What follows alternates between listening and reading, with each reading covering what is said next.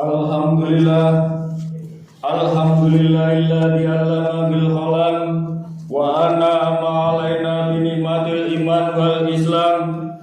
Asyhadu an la ilaha illallah wahdahu la syarikalah wa asyhadu anna Muhammadan abduhu wa rasuluh la nabiyya ba'dah. Allahumma sholli ala sayyidina Muhammad wa ala ali sayyidina Muhammad fil awalina wal akhirina wa fil malai ila yaumidin. Faya ayuhanas usikum wa nafsi bitaqallah. Faqala Allah ta'ala ya ayyuhalladzina amanu taqullaha haqqa tuqatih wa la tamutunna illa wa antum muslimun. Ma'asyiral muslimin rahimakumullah. Kalau ada intan paling mahal, mutiara paling berharga dalam hidup ini, tak lain dan bukan Allah berikan nikmat iman dan Islam kepada kita semuanya. Pada hari yang mulia ini, khotib menyeru kepada jamaah sekalian untuk senantiasa menjaga dan meningkatkan ketakwaan kita kepada Allah dengan semaksimal mungkin, yakni takwa dalam artian menjauhi segala larangan yang ditetapkan Allah Subhanahu wa taala dan menjalankan perintahnya. Bulan ini adalah bulan Rabiul Awal, bulan mulia di mana penutup para nabi dan rasul dilahirkan ke dunia ini.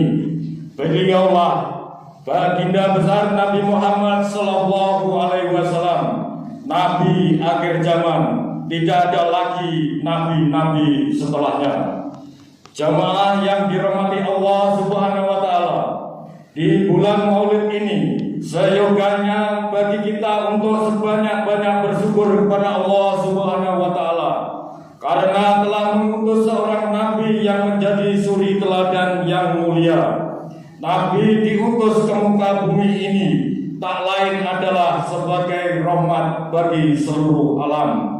Sebagaimana Allah Subhanahu wa taala berfirman dalam surat Al-Anbiya ayat 107, "Wa ma arsalnaka illa rahmatan lil alamin." Dan tiadalah kami mengutus kamu melainkan untuk menjadi rahmat bagi semesta alam.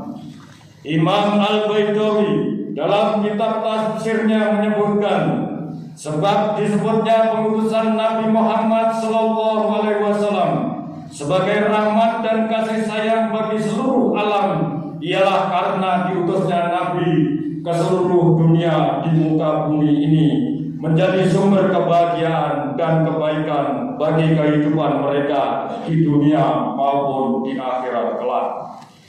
Imam Ibnu Abbas menyebutkan dalam tafsirnya, siapa yang menerima ajaran kasih sayang yang dibawa Nabi dan mensyukurinya, maka ia akan bahagia hidupnya. Sebaliknya, siapa yang menolak dan menentangnya, maka merugilah hidupnya.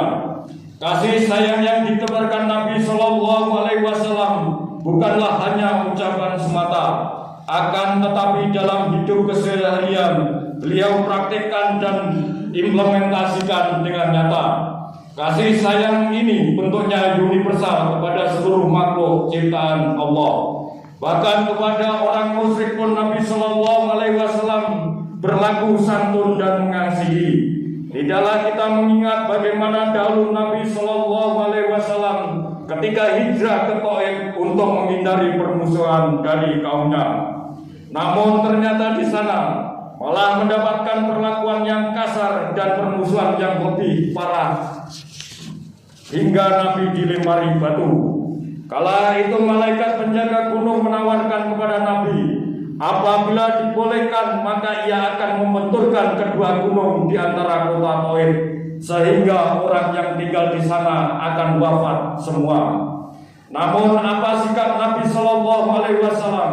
Nabi berucap, andai mereka saat ini tidak menerima Islam, semoga anak cucu mereka adalah orang yang menyembahmu ya Allah.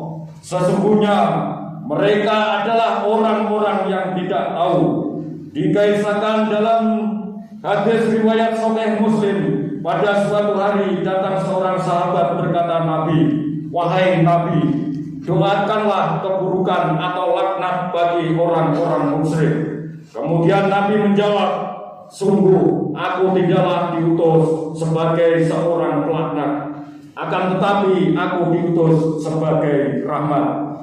Ma'asyiral muslimin rahimakumullah, suri teladan yang lain dalam sejarah peradaban Islam, Nabi Muhammad SAW sendiri dan sahabat lainnya seperti Abu Bakar ikut membawa material dalam membangun Masjid Quba.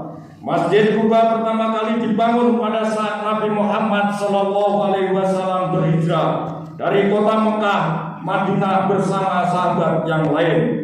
Penempatan arsitektur bangunan Masjid Quba ini merupakan cikal bakal konstruksi bangunan masjid lainnya yang dipakai dalam membangun masjid sampai saat ini. Masjid Quba merupakan bangunan yang didirikan atas dasar takwa. Sebab menurut catatan sejarah, Masjid Quba ini didirikan Rasulullah pada saat unta yang ditunggangi berhenti dalam perjalanan hijrah dari Mekah ke Madinah. Masjid Quba merupakan salah satu masjid yang bersejarah lekat dengan Nabi Muhammad SAW.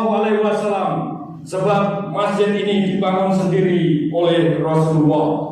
Allah Subhanahu wa taala dalam Al-Qur'an surat At-Taubah ayat 108, Allah berfirman mengenai kehebatan Masjid Quba sebagai berikut.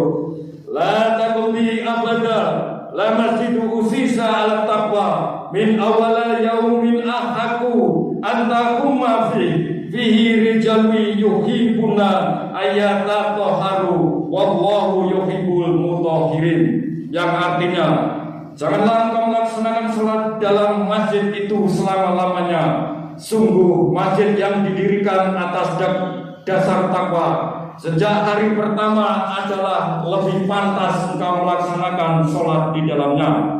Di dalamnya ada orang-orang yang ingin membersihkan diri. Allah menyukai orang-orang yang bersih.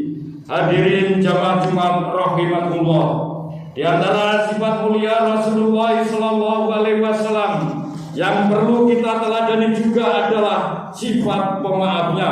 Ingatlah kisah ketika Nabi SAW perang Uhud bersama kaum muslimin.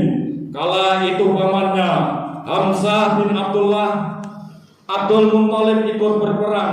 Di tengah peperangan pamannya terbunuh oleh Wasi, seorang budak berkulit hitam.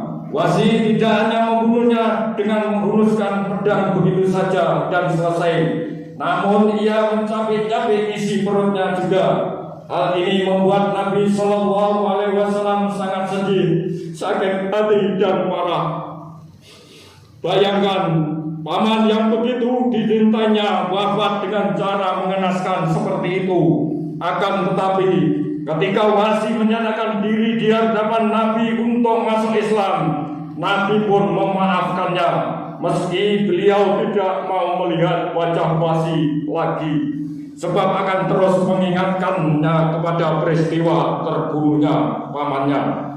Jamaah salat Jumat yang dirahmati Allah Subhanahu wa taala, mengenai sifat memaafkan, sungguh Allah telah berfirman dalam surat Al-A'raf ayat 199, Udil afwa wa'mur bil urfi wa aridani anil jahilin. Jadilah engkau pemaaf dan suruhlah orang mengerjakan yang makruh, serta berpalinglah daripada orang-orang yang bodoh. Apabila kita menjadi pribadi yang memiliki sifat pemaaf, maka dapat kita rasakan lingkungan sosial di tengah-tengah masyarakat menjadi damai. Tidak ada dendam yang terjadi di antara manusia. Itulah kasih sayang yang dicontohkan oleh Nabi kita Muhammad SAW. Semoga di bulan Maulid ini kita dapat meneladani sifat dan akhlak mulia Rasulullah SAW, yang mana dalam mencontoh dan menerapkan akhlaknya terdapat kemaslahatan yang akan kita dapatkan baik di dunia maupun di akhirat. Aku qouli hada wastaghfirullah innallaha